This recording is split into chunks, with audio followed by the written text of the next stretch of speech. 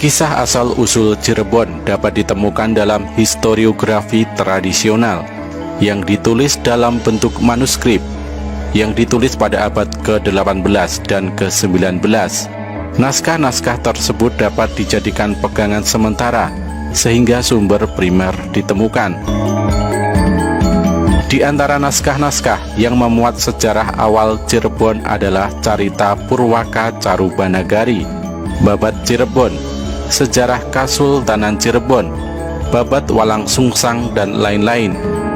Yang paling menarik adalah naskah Carita Purwaka Carubanagari yang ditulis pada tahun 1720 oleh Pangeran Arya Cirebon, putra Sultan Kasepuhan, yang pernah diangkat sebagai perantara para bupati Priangan dengan VOC antara tahun 1706 sampai dengan 1723. Dalam naskah itu pula disebutkan bahwa asal mula kata Cirebon adalah Sarumban, lalu mengalami perubahan pengucapan menjadi Caruban. Kata ini mengalami proses perubahan lagi menjadi Carbon, berubah menjadi kata Cerbon, dan akhirnya menjadi kata Cirebon. Menurut sumber ini, para wali menyebut Carbon sebagai pusat jagat, negeri yang dianggap terletak di tengah-tengah Pulau Jawa. Masyarakat setempat menyebutnya Negeri Gede. Kata ini kemudian berubah pengucapannya menjadi Garage dan berproses lagi menjadi Grage. Menurut PS Sulendraningrat, penanggung jawab sejarah Cirebon, munculnya istilah tersebut dikaitkan dengan pembuatan terasi yang dilakukan oleh Pangeran Cakrabumi alias Cakrabuana. Kata Cirebon berdasarkan Kirata Basa dalam bahasa Sunda berasal dari Ci, artinya air, dan rebon, yaitu udang kecil, sebagai bahan pembuat terasi. Perkiraan ini dihubungkan dengan kenyataan bahwa dari dahulu hingga sekarang Cirebon merupakan penghasil udang dan terasi yang berkualitas baik. Berbagai sumber menyebutkan tentang asal-usul Sunan Gunung Jati, pendiri Kesultanan Cirebon. Dalam sumber lokal yang tergolong historiografi, disebutkan kisah tentang Ki Gedeng Sedangkasih sebagai kepala Nagari Surantaka, bawahan Kerajaan Galuh.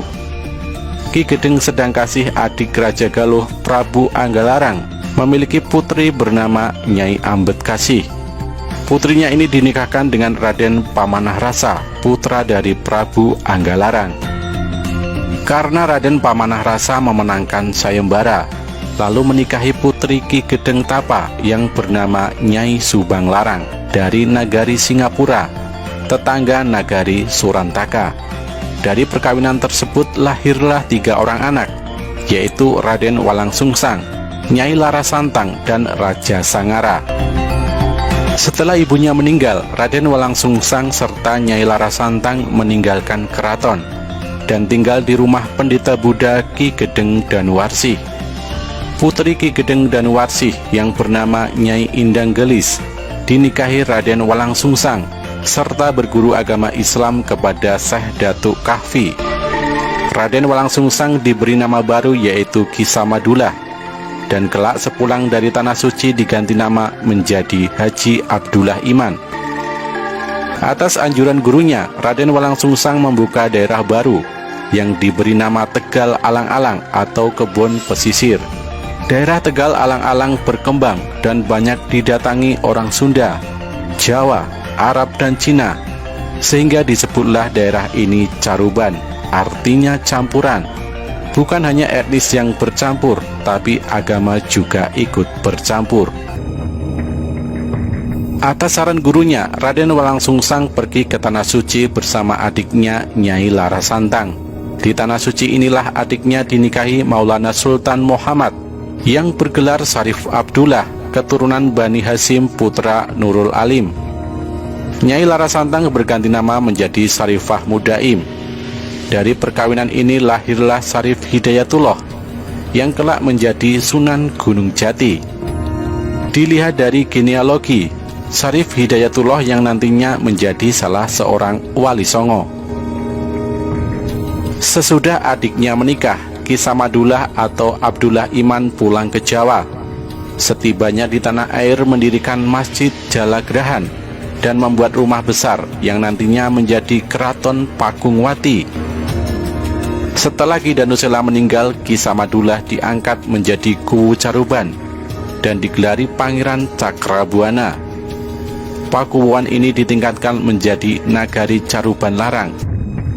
Pangeran Cakrabuana mendapat gelar dari ayahandanya Prabu Siliwangi sebagai Sri Mangana dan dianggap sebagai cara untuk melegitimasi kekuasaan Pangeran Cakrabuana. Setelah berguru di berbagai negara, kemudian tiba di Jawa.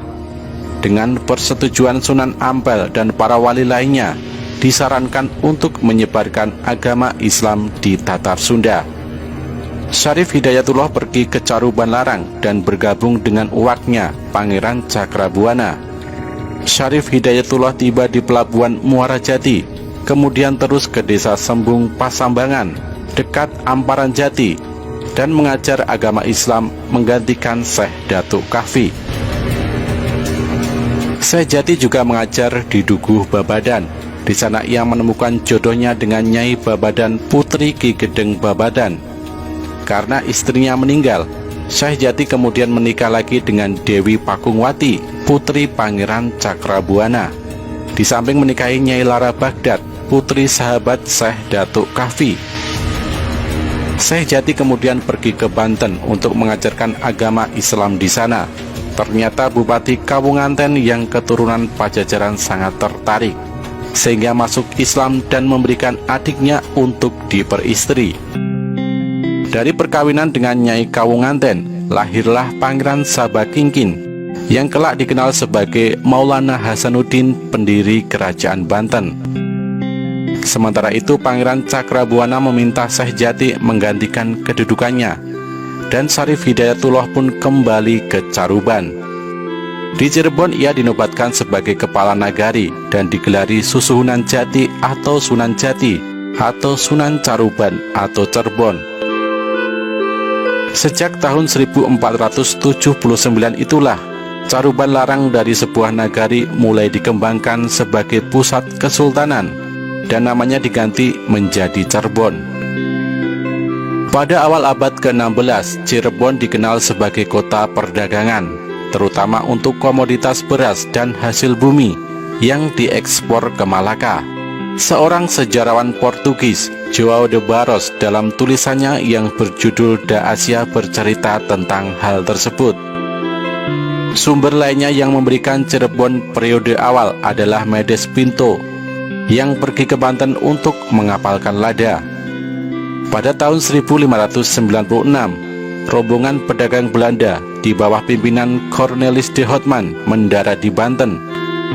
Pada tahun yang sama, orang Belanda pertama yang datang ke Cirebon melaporkan bahwa Cirebon pada waktu itu merupakan kota dagang yang relatif kuat, yang sekelilingnya dibentengi dengan sebuah aliran sungai. Sejak awal berdirinya, batas-batas wilayah Kesultanan Cirebon termasuk bermasalah. Hal ini disebabkan pelabuhan kerajaan Sunda, yaitu Sunda Kalapa, berhasil ditaklukkan. Ketika Banten muncul sebagai kesultanan yang berdaulat di tangan putra Susuhunan Jati, yaitu Maulana Hasanuddin, masalahnya kemudian timbul. Apakah Sunda Kalapa termasuk kekuasaan Cirebon atau Banten? Bagi Kesultanan Banten, batas wilayah ini dibuat mudah saja dan tidak pernah menimbulkan konflik. Hanya saja pada tahun 1679 dan 1681, Cirebon pernah mengklaim daerah Sumedang, Indramayu, Galuh, dan Sukapura, yang saat itu dipengaruhi Banten sebagai wilayah pengaruhnya. Pada masa Panembahan Ratu, perhatian lebih diarahkan kepada penguatan kehidupan